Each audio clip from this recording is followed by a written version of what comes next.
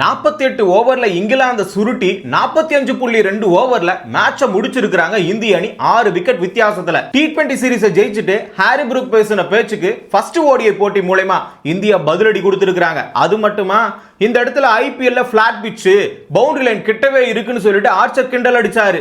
அதுக்கும் சேர்த்து பதிலடி கொடுத்திருக்காங்க. பிளாட் பிட்ச்லயே ஃபியர் வர மாதிரி போடுறவன் தான் இந்த பும்ரா. இந்த இடத்துல சும்மாவா விடுவாரு? இங்கிலீஷ் கண்டிஷன்ல பதற விட்டாரு. 31 ரன் மட்டும் தான் கொடுத்திருக்காரு 9 ஓவருக்கு. ஷேயஸ் ஐயர், சுப்மன் கில் ரெண்டு பேரும் சேர்ந்து 100 ரன் பார்ட்னர்ஷிப் போட்டாங்க. அடுத்த ஜோடி அக்சார் பட்டேல், வாஷிங்டன் சுந்தர். அவங்களும் அவங்க கடமைக்கு 100 ரன் போட்டு நாட் அவுட் பேட்ஸ்மேனா மேட்சை முடிச்சிருக்காங்க. அதுவும் 6 அடிச்சு வாஷிங்டன் சுந்தர் முடிச்சிருக்காரு. பிளாட் பிட்சோட ஓனர்னு சொல்லிட்டு விமர்சனம் பண்ற கில்லு தான் இந்த இடத்துல ஹீரோவாக மாறி இருக்கிறாரு.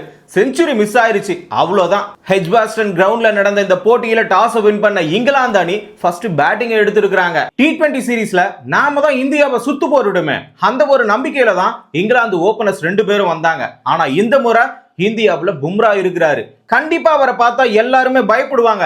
அதுக்கு பயந்துகிட்டு தான் இந்த வாட்டி 2 பேருமே தூக்கி அடிக்கவே ட்ரை பண்ணல. அதுவும் இல்லாம டிஃபெண்ட் மட்டும் தான் பண்ணி விளையாடினாங்க. பும்ரா போட்ட ஃபர்ஸ்ட் ஓவர்ல ஒரே ஒரு பவுண்டரி மட்டும் தான் கிடைச்சது. அடுத்த ஓவர் பிரசித் கிருஷ்ணா போட்டாரு. கண்டிப்பா இவர் எக்ஸ்பென்சிவா தான் இருப்பாருன்னு எல்லாருமே நினைச்சோம். இதே இங்கிலீஷ் கண்டிஷன்ல T20ல விளையாடும் போது வாரி கொடுத்தாரு. இப்பவும் அதே மாதிரி தான் கொடுப்பாருன்னு நினைச்சோம். ஆனா செகண்ட் ஓவர்ல ஒரே ஒரு பைஸ் மூலமா 4 கொடுத்து கண்ட்ரோலா வீசிட்டாரு. இவங்க சமையா போட்ட உடனே கில் இவங்களே கண்டினியூ பண்ண வச்சாரு. அடுத்த 5 ஓவர்ல பும்ரா 3 ஓவரை போட்டு 4 ரன் மட்டும் தான் கொடுத்தாரு. இந்த பக்கமா பிரசித் கிருஷ்ணா 2 ஓவருக்கு 8 ரன் மட்டும் தான் கொடுத்தாரு. மொத்தமா 7 ஓவருக்கு 20 ரன்னுக்கு ஒரே ஒரு விக்கெட் கூட விழல. ஆனா பயம் மட்டும் இங்கிலாந்து பிளேயர்ஸ்க்கு உள்ள இருந்துகிட்டே இருந்துச்சு. கில்லு புரிஞ்சுக்கிட்டாரு, இவனுங்க அட்டாக் பண்ணல, டிஃபெண்ட் மட்டும் தான் பண்றானுங்க. இதுக்கு மேல நம்ம பும்ரா கிட்டவோ இல்ல பிரசித் கிருஷ்ணா கிட்ட கொடுத்துக்கிட்டே இருந்தா கண்டிப்பா அவங்க டயர்ட் ஆயிடுவாங்க. அதுவும் இல்லாம அவங்க டிஃபெண்ட் மட்டும் தான் பண்ண போறாங்க, அடிச்சு ஆட போறதுல விக்கெட்டும் கிடைக்க போறதுல. புரிஞ்சுக்கிட்டாரு. சரி, குர்னூர் பிராரை எடுத்துட்டு வருவோம், ஹைட்டா வேற இருக்கிறாரு, கண்டிப்பா பவுன்ஸ் போட்டு விக்கெட் எடுப்பாருன்னு தான் நினைச்சோம். ஆனா பெண்டக்கெட் என்ன தெரியுமா நினைச்சாரு? இவனுங்க ஓவர் முடிஞ்சு போச்சுல, புதுசா வரவன பொழந்து கட்டணும்னு அந்த ஓவர்ல 2 6 ஒரு 4 17 ரன் அடிச்சாரு 8வது ஓவர்லயே. சரி, ஃபர்ஸ்ட் முறை தானே போடுறாரு, அதனால தப்பி தவறி ரன் கொடுத்துட்டு இருக்கலாம்னு சொல்லிட்டு கில் அவர்கள் மறுபடியும் 10வது ஓவர்ல குர்னூர் பிராரைய கூப்பிடுறாரு. மறுபடியும் பெண்டக்கெட் 2 4 அடிச்சு அவருடைய ஓவரை எக்ஸ்பென்சிவா மாத்துறாரு. 10 ஓவர் கம்ப்ளீட் பண்ணி 51 ரன்னுக்கு எந்த ஒரு விக்கெட்டையுமே எடுக்கல. ஆனா முதல்ல சூழ்நிலை எப்படி தெரியுமா இருந்தது? இங்கிலாந்து மேலதான் ஃபுல் பிரஷரும் இருந்தது. ஆனா இப்போ அந்த பிரஷரை மொத்தமா குறைச்சு இந்தியா மேல திருப்பி விட்டுட்டாங்க. எப்படின்னா, இப்பவே 51 ரன்னுக்கு ஒரு விக்கெட் கூட விடலனா மேல 10 ஓவர் இவங்க 2 பேரும் அப்படியே நின்னா கண்டிப்பா டார்கெட் 350க்கு மேல கொடுக்கிறதுக்கான சான்ஸ் அதிகமாவே இருக்குது. 7 ஓவருக்கு 20 ரன்ல தடுமாறிக்கிட்டு இருந்தவங்க 3 ஓவர்ல 31 ரன் அடிச்சு 10 ஓவருக்கு 51 ரன் எடுத்துட்டாங்க. இப்போ குர்னூர் பிரார் போட்டா பொலகுறானுங்க. பிரசித் கிருஷ்ணா 10 ஓவர்ல 4 ஓவரை போட்டுட்டாரு. பும்ரா ஒரு பக்கம் 10 ஓவர்ல 6 ஓவரை போட்டுட்டாரு.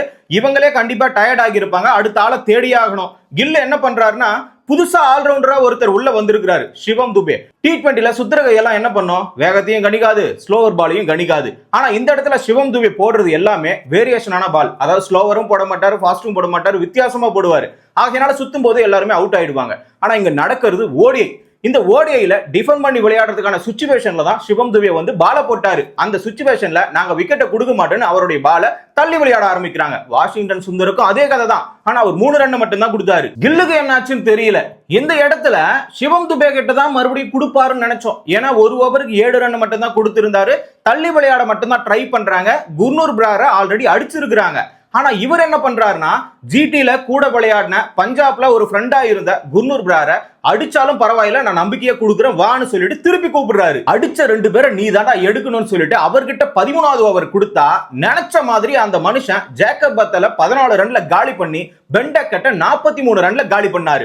ஒரே ஓவர்ல 2 விக்கெட் காலி. அடுத்ததா வந்தது ஹாரி புரூக். யார விக்கெட் எடுத்தாலும் இவ்வளவு சந்தோஷம் கிடைக்காது. ஹாரி புரூக்கை எடுத்தே ஆகணும். ஏன்னா T20 சீரிஸை ஜெயிச்சுட்டு மனுஷன் பேசின வார்த்தை அந்த மாதிரி. இங்க கிரிக்கெட்லாம் ஈஸியான கேம், இதை ஜாலியா விளையாடிட்டு போனோம், ரிஸ்காலாம் எடுத்துக்க கூடாதுன்னு ஆப்போசிட்ட கன்சிடர் பண்ணாம பேசிட்டாரு. பும்ரா வீசின ஃபர்ஸ்ட் பால்லே ஸ்லிப்ப வச்சு தூக்கி இருக்காங்க. ஹாரி புரூக்க 1 ரன்ல காலி. இது சந்தோஷம் தான். ஆனா இங்க கில்லோட கேப்டன்சியை நம்ம பாராட்டியே ஆகணும். இப்போ குர்னூர் பிரார் 2 விக்கெட்டை எடுத்தாரு. அதுக்கு முன்னாடி வாஷிங்டன் சுந்தரும் சிவம் துபே தான் கொஞ்சம் அடக்கமா பால போட்டாங்க, ரன் அதிகமா கொடுக்கல.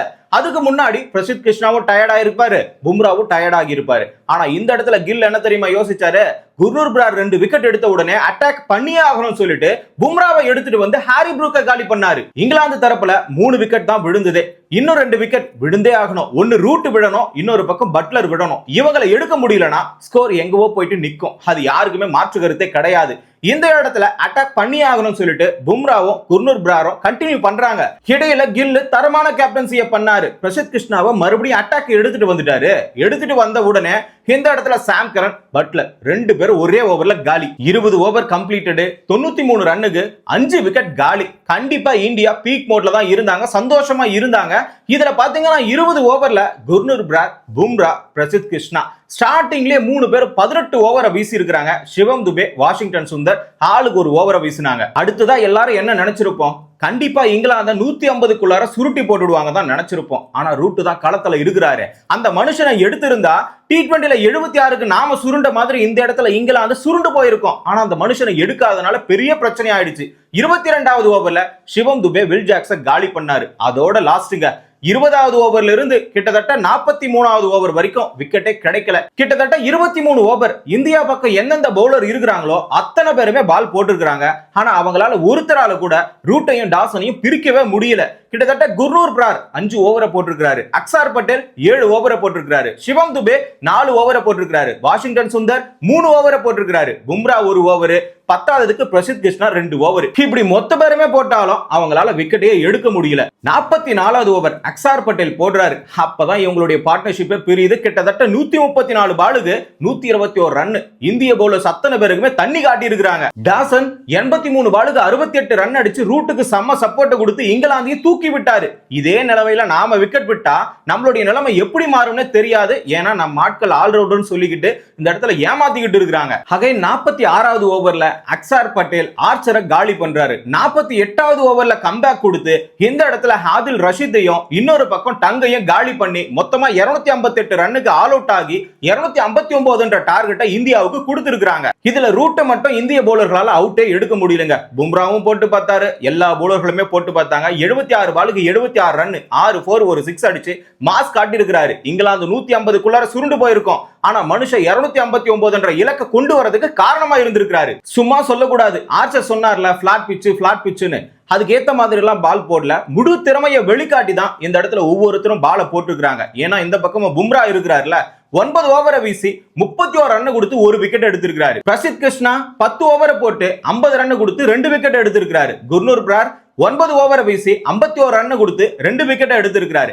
எக்ஸ்பென்சிவா இருந்தது யாருன்னு பாத்தீங்கன்னா அக்சார் பட்டேல் தான். எக்ஸ்பென்சிவா விக்கெட் எடுத்தது யாருன்னு பாத்தீங்கன்னா அக்சார் பட்டேல் தான். ஏன்னா 10 ஓவரை வீசி 62 ரன் கொடுத்து 4 விக்கெட் எடுத்திருக்காரு. T20 சீரீஸ்ல இங்கிலாந்து பவுலர்கள் என்ன பண்ணாங்க? பவுன்ஸை மட்டுமே போட்டு நம்மள அவுட் எடுத்தாங்க. அதே மாதிரி இந்த இடத்துல வேலையை காட்டலாம்னு நினைச்சா அது முடியாது. ஏன்னா இந்த இடத்துல தான் எக்ஸ்பீரியன்ஸான பேட்ஸ்மேனான KL ராகுல், விராட் கோலி, ரோஹித் சர்மா 3 பேருமே தரமான ஆளுங்க தான். இவங்க அடிப்பாங்க, கண்டிப்பா இவங்க சேஸ் பண்ணுவாங்கன்ற நம்பிக்கையில தான் இந்திய கிரிக்கெட் ஃபேன்ஸ் அத்தனை பேருமே உட்கார்ந்துகிட்டு இருந்தோம். ஆனா அங்க நடந்ததே வேற. ஃபர்ஸ்ட் 7 ஓவர் வரைக்கும் ஹார்ச்சரும் ஜோஸ் டங்கும் 2 பேரும் மாத்தி மாத்தி வீசுறாங்க. ஆனா விக்கெட்டே கிடைக்கல. 43 ரன் கிடைச்சது. அதுல ரோஹித் சர்மா 11 ரன் மட்டும் தான் அடிச்சிருந்தாரு. ஹாரி ப்ரூக் அந்த நேரத்துல செம்ம பிளான போட்டு சாம் கரன் ஸ்லோவரா போடுவாரா ஃபாஸ்டரா போடுவாரான்னு எதுவுமே தெரியாது. ஆனா ஏதோ ஒரு விதத்துல பால போட்டு ரோஹித் சர்மா தப்பான ஷாட் ஆட வச்சு அழகா கேட்ச் கொடுத்துட்டு பெவிலியன் போக வச்சாரு. 11 ரன்ல அவர் காலி. அடுத்த ஓவர்ல ஹார்ச்சர் வீசுறாரு, பவுண்டரி அடிச்சாரு விராட் கோலி. சந்தோஷமா இருந்தது, மனுஷன் ஃபார்ம்ல தான் இருக்காருன்னு எல்லாருமே நினைச்சோம். ஆனா அடுத்த பாலே LBW ஆகிட்டு ஒரு பக்கம் ரிவ்யூ கூட கேட்காத அளவுக்கு வெளியே போய்கிட்டே இருந்தாரு. நாம ஃபர்ஸ்ட் ஹாஃப்ல கேப்டன்சிக்காக சுப்மன் கில்லை எப்படி பாராட்டணுமோ அதே மாதிரி தான் ஹாரி ப்ரூக்கையும் பாராட்டணும். ஏன்னா இந்த இடத்துல ஃபர்ஸ்ட் 7 ஓவர் வீசும் போதே ஆர்ச்சர் டயர்டாகி இருப்பாரு. இதுக்கு மேல அவருக்கு ஓவர் கொடுக்காம இருந்திருக்கலாம். சாம் கரன் ஒரு விக்கெட்டை எடுத்த உடனே அட்டாக்காக மறுபடியும் ஆர்ச்சரை எடுத்துட்டு வந்தாரு. அப்படி எடுத்துட்டு வந்துதான் விராட் கோலியை தூக்குனாங்க. யார் போனா என்ன, யார் வந்தா என்ன, கேப்டன் ஆன பிறகு முழு பொறுப்பையும் கில்லு மட்டுமே ஏத்துக்கிறாரு. இதுக்கு முன்னாடி அவர் மேல இருந்த விமர்சனம் என்ன தெரியுமா? பிளாட் பிட்சோட ஓனர். இவர் இந்திய மண்ணில் மட்டும்தான் அடிப்பாரு, ஆசிய மண்ணில் மட்டும்தான் அடிப்பாரு. இவர் ஃபாரின் பிட்ச் போனாலே இங்கிலீஷ் கண்டிஷன்ல சுத்தமா அடிக்க மாட்டாருன்ற விமர்சனம் இருந்துச்சு. டெஸ்ட் மேட்ச்ல அடிச்சு காட்டினாரு. இப்போ ஓடிஐல பொளந்து கட்டுறாரு. ஆப்கானிஸ்தானுக்கு எதிராக 100 அடிச்சு முடிச்சுட்டு இப்போ இங்கிலாந்துக்கு எதிராக 100 அடிக்கிற சான்ஸ் வந்தது. ஆனா கொஞ்சத்துல மிஸ் பண்ணிட்டாரு. 2 ஜாம்பவான்கள் அவுட் ஆன பிறகு மேட்ச் கைவிட்டு போயிடுச்சு. இதுக்கு மேல மேட்ச் பாக்குறதா வேணாமான்ற ஒரு நிலைமையில தான் இருந்தோம். ஆனா ஸ்ரேயஸ் ஐயருக்காக KL ராகுலுக்காக பார்க்கலான்ற எண்ணம் எல்லாருக்குமே இருந்திருக்கும். ஆனா சுப்மன் கில் தலைவன் ஆயிட்ட பிறகு தரமா ஆட ஆரம்பிச்சிட்டாரு. கிட்டத்தட்ட ஸ்ரேயஸ் ஐயரோட சேர்ந்து 103 பாலுக்கு 101 ரன் பார்ட்னர்ஷிப் போட்டு 80 ரன் அடிச்சிருக்கும் பொழுது இவருக்கு கால்ல சுளுக்கு ஏதோ ஏற்பட்டதனால ரிட்டையர்ட் அவுட் ஆகி வெளியே போயிட்டாரு. இல்லனா கண்டிப்பா செஞ்சுரி அடிச்சிருப்பாரு. 48க்கு 2 விக்கெட் மட்டும் தான் இருந்துச்சு. ஆனா இந்த 2 பேரும் சேர்ந்து 148 ரன்னுக்கு எடுத்துட்டு வந்து விட்டாங்க. இப்போ இந்த மேட்சை பொறுத்த வரைக்கும் ரோஹித் அவுட் ஆனா கோலி அவுட் ஆனார், அதாவது அடுத்த ஓவர்ல. அதே மாதிரி இந்த இடத்துல ஆர்ச்சர் வீசின ஓவர்ல தப்பான கான்வர்சேஷன்ல ஸ்ரேயஸ் ஐயர் ரன் அவுட் ஆகிட்டாரு. அடுத்த ஓவர்ல KL ராகுல் எப்பொழுதுமே வித்தியாசமான முறையில கொஞ்ச நாளைக்கு முன்னாடி அவுட் ஆகிட்டு இருந்தாரு. திரும்ப அந்த சுயரபம் எடுத்த மாதிரி ஃபாரின்ல போயிட்டு இன்சைட் எட்ஜ்ல போல்ட் ஆகி இருக்கிறாரு. 30 ஓவருக்கு 162 ரன்னுக்கு 4 விக்கெட்டை இழந்து இந்த இடத்துல 120 பாலுக்கு 97 அடிக்கணும்ன்ற நிலையில இருக்கிறாங்க. ஆனா பார்ட்னர்ஷிப் போட்டு வச்சிருந்த 2 பேருமே இப்ப களத்துல இல்ல, பெவிலியன்ல உட்கார்ந்து இருக்காங்க. 4 விக்கெட் விழுந்துட்ட பிறகு அக்சார் பட்டேலும் வந்துட்டாரு, வாஷிங்டன் சுந்தரும் களத்துல இருக்கிறாங்க. இப்போ 120 பாலுக்கு 97 அடிக்கணும்னு சொன்னோம்ல, இந்த ரன் அடிக்க இவங்களால முடியுமான்ற ஒரு டவுட் எல்லாருக்குள்ளருமே இருந்திருக்கும். அதுவும் இல்லாம விமர்சனம் வேற நிறைய இருக்கு. 4 ஓவர் 3 ஓவர் போடுறதுக்கு ஆல்ரவுண்டர்ல பேர்ல வாஷிங்டன் சுந்தர் எதுக்கு? அதுக்கு பதிலா நாம இந்த இடத்துல இஷான் கிஷானியை எடுத்துட்டு வரலாமே. இந்த மாதிரியான விமர்சனம்லாம் நிறையவே இருந்தது. அக்சார் பட்டேலுக்கு பதிலா ஜடேஜாவை எடுத்துட்டு வரலாமே, இந்த மாதிரியான விமர்சனமும் இருந்துச்சு. 29வது ஓவர்ல இருந்து 34வது ஓவர் வரைக்கும் டீமோட சிச்சுவேஷனை புரிஞ்சுக்கிட்டு 2 பேருமே சிங்கிள் மட்டும் தான் ரொட்டேட் பண்ணிக்கிட்டு இருந்தாங்க. சரி, இதுக்கப்புறமா நம்மளால பொறுத்துக்க முடியாதுன்னு சொல்லிட்டு அக்சார் பட்டேல் பொறுமையெல்லாம் ஆட வேணாம், டிஃபெண்ட் பண்ணிலாம் ஆட வேணாம், அதிரடியா ஆடுவோம்னு சொல்லிட்டு வில் ஜாக்ஸை டேக் ஆன் பண்ணி மிட் விக்கெட்ல 6 அடிச்சு ஆரம்பிச்சாரு. அடுத்த ஓவர் ஆர்ச்சர் போடுறாரு. கட் ஷாட்ல ஒரு 4, ஃபிளிக்ல ஒரு 4, அவ்வளவுதான். ரன் எகிரிக்கிட்டு போகுது. இவங்க 2 பேர்ல ஒரு பார்ட்னர்ஷிப்பை பிரிக்கணும்ன்றதுக்காக ஆர்ச்சரை முன்னாடியே எடுத்துட்டு வந்து மொத்த ஓவரையும் முடிச்சு தள்ளிட்டாரு. இப்போ இவங்க 2 பேருமே லெஃப்ட் ஹேண்ட் பேட்ஸ்மேன். அப்படி இருக்கும் பொழுது ஆதில் ரஷீத், இன்னொரு பக்கம் வில் ஜாக்ஸ் கண்டினியூஸா போடுறாங்க.